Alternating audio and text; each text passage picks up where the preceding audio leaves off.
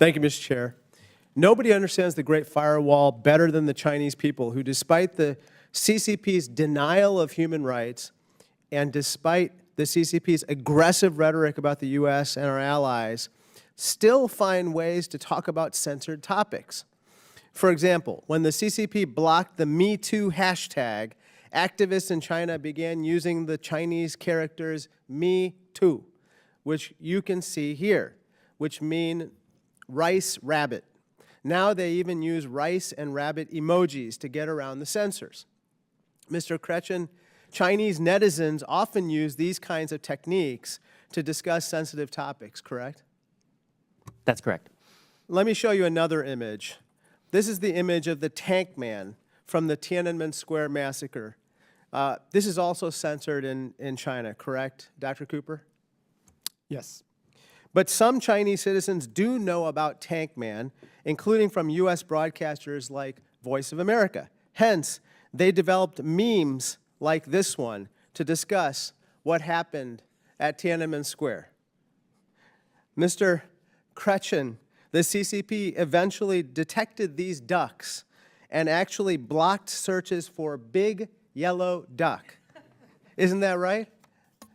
That's correct.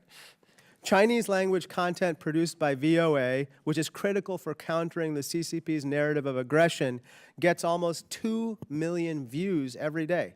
Unfortunately, funding for VOA has flatlined, and this year its China program received just about $15 million, which is roughly the annual cost to operate, let alone buy, 2 F-35 fighters.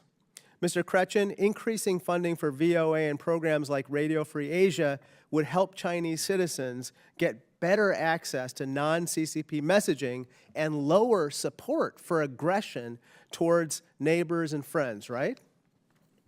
I think so. Now I want to turn your attention to this woman. Her name is Sai Shah, who famously managed to evade the CCP censorship. She once taught at the CCP's Central Party school, but was expelled from the party after comparing Xi Jinping to a, quote, gang boss. Ms. Tsai expressed these views in a recording that went viral inside of China, right? Ms. Tsai says that a trip in Spain in 2008 was when she became fully aware of the CCP's repression and realized the need to speak out. Mr.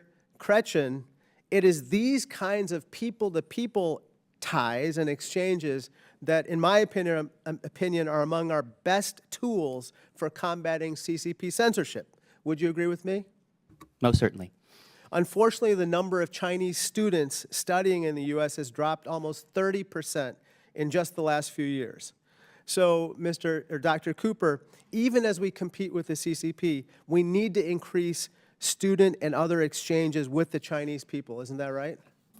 I agree with that. I think student exchanges are an asymmetric advantage for the United States. 100%. Let me turn to my final topic, namely the CCP's export of surveillance technologies. The first problem is the security concerns with the technology itself, for instance, the existence of backdoor access by the CCP. But the second problem is that the CCP exports its surveillance tech to bad guys all over the world, such as the military junta that overthrew Burma's democratically elected government in 2021. Dr. Cooper, Chinese companies like Dahua Technology, which the U.S. sanctioned for supporting the CCP's human rights abuses in Xinjiang, are selling advanced surveillance cameras to the Burmese junta, right? Yes. And the junta is using these cameras to help arrest and imprison pro-democracy activists, correct? Yes, I believe they are. Here's a picture from a Dahua showroom in Burma advertising some of the tracking software in December 2022. So we have a sanctioned Chinese company selling advanced surveillance technology to a sanctioned regime. When dictators around the world know they can rely on the CCP to support them, when they're under U.S. sanctions, they are strengthened and enabled to commit more human rights abuses. Thank you, and I yield back.